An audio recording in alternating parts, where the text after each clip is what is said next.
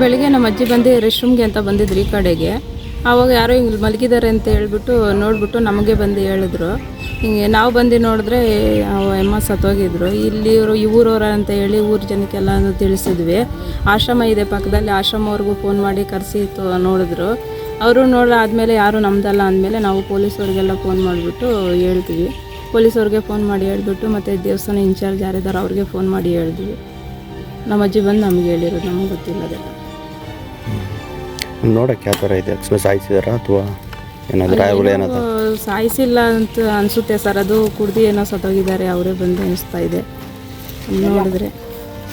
ಅಲ್ಲ, ರಂಗಸ್ಥಳ ಇಲ್ಲೇ ಬಂದು ಈ ಥರ ಆಗಿದೆಯಲ್ಲ, ಯಾವ ಥರ ಅದೇನೋ ಗೊತ್ತಿಲ್ಲ ಸರ್. ನಾವು ನೋಡಿರೋದು ಬೆಳಗ್ಗೆ 6:30 ನಾವು ನೋಡಿ. ಎಲ್ಲಾಗಿರೋದು?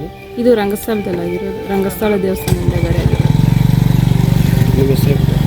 ನಮ್ಮ ಹೆಸರು ಮಂಜುಳಾ ಅಂತ. ನೀವು ದೇವಸ್ಥಾನದವ್ರೆ? ಚಿಕ್ಕಬಳ್ಳಾಪುರ ನಿರಂತರ ಸುದ್ದಿಗಾಗಿ ಪಾಲಾರ್ ಪತ್ರಿಕೆ ಚಾನೆಲ್ಗೆ ಸಬ್ಸ್ಕ್ರೈಬ್ ಮಾಡಿ.